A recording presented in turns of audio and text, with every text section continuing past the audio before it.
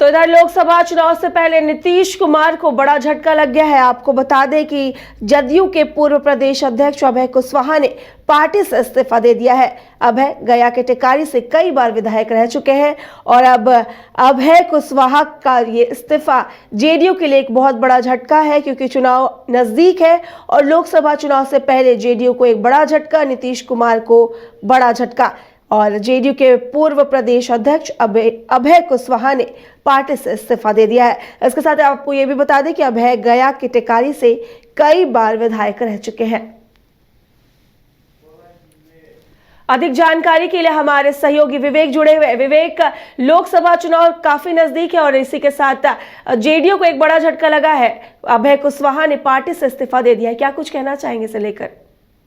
जी बिल्कुल, लोकसभा चुनाव को लेकर और पहले फेज का नामांकन की भी शुरुआत हो गई है। ऐसे में जेडीयू को एक बड़ी झटका लगी है। जनता दल यूनाइटेड के पूर्व प्रदेश अध्यक्ष रह चुके अभय कुशवाहा युवा प्रकोष्ठ के, और ऐसे में उन्होंने पार्टी से इस्तीफा दे दिया। उसके साथ ही साथ वो टेकारी से कई बार विधायक भी चुनकर आए जनता दल यूनाइटेड के सिंबल पर। उनकी जो लगभग तय है कि वो आरजेडी के सीट पर वहां से औरंगाबाद से लोकसभा का चुनाव लड़ेंगे, क्योंकि बता दें कि औरंगाबाद का जो फेज है वो फर्स्ट फेज में ही वहां चुनाव होनी है। औरंगाबाद, जमुई, ऐसे जो कई लोकसभा क्षेत्र है उसमें फर्स्ट फेज में ही चुनाव होनी है।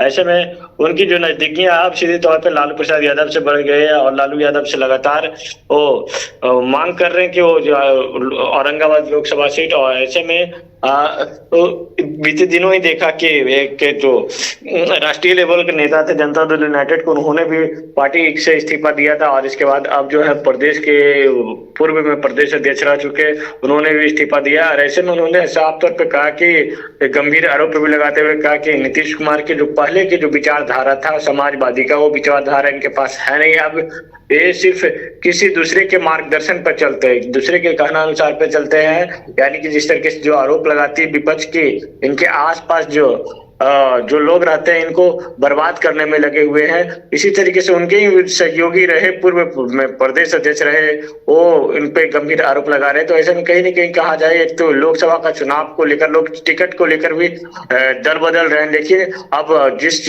नेता के साथ आप 2 से 3 बार आप विधायक चुनकर लगभग 15 साल आप सत्ता में वहां से विधायक चुन के आए 15, और ऐसे में उस नेता पे गंभीर आरोप लगाना, कहीं ना कहीं सवाल उठती है कि नीतीश कुमार के जो आरोप लगा रहे हैं, ऐसे में क्या नीतीश कुमार इन सारे जो कई नेता हैं उन पे क्या कार्रवाई करेंगे, या फिर सिर्फ एक चुनावी स्टैंड के लिए वो पाला बदल रहे हैं? जी काजल जी, लोकसभा चुनाव काफी नजदीक है, ऐसे में पाला बदलना, क्या नाराजगी रही थी और इससे कितना असर पड़ने वाला है जेडीयू पर और नीतीश कुमार पर? जी बिल्कुल, अगर औरंगाबाद लोकसभा सीट की बात कर ली जाए और ये अभय कुशवाहा को लेकर, तो अभय कुशवाहा टेकारी विधानसभा से चुनकर आए थे। और ऐसे में पिछले जब विधानसभा का चुनाव अगर जिक्र करें 2020 का, तो उस समय उनका वहां से टिकट जनता दल यूनाइटेड की ओर से वहां से टिकट काट दिया गया था। उसके बाद ये बेलागंज से चुनाव लड़े थे, जो कि आरजेडी के कोर वहां से आरजेडी के कोर वहां सीट है, और ऐसे में वहां से सुरेंद्र यादव चुनाव लड़ा करते थे और सुरेंद्र यादव भी जीते चुनाव। अभय कुशवाहा को टेकारी से यहाँ बेलागंज भेज दिया गया और यहाँ पे उनकी करारी हार हुआ। उसके साथ अब जो है उनमें उन्होंने आरजेडी के साथ आ गया और आरजेडी से औरंगाबाद के लोकसभा सीट पे दावेदारी कर रहे हैं, और लगभग तय है कि औपचारिक ऐलान होना बाकी है, वो औरंगाबाद लोकसभा सीट से चुनाव लड़ेंगे। अगर औरंगाबाद की अभी वर्तमान की स्थिति बात करें तो वहां से सुशील सिंह है और वो बीजेपी के कोटे में भी सीट गई है। बीजेपी है एक तरफ, तो एक तरफ जो बिहार में इंडिया गठबंधन में शामिल आरजेडी, वहां आरजेडी अपने भाग आजमाने के लिए अभय कुशवाहा को वहां लगा रही है। लेकिन कितनी सफलता हासिल होगी ये तो आने वाला रिजल्ट बताएगा। लेकिन कही जाए तो वहां पे त्रिकोणीय मुकाबला होने वाली है, क्योंकि एक तो वो अगर वो सीट की बात कर लिया तो औरंगाबाद सीट शुरू से वर्चस्व रहा है कांग्रेस का।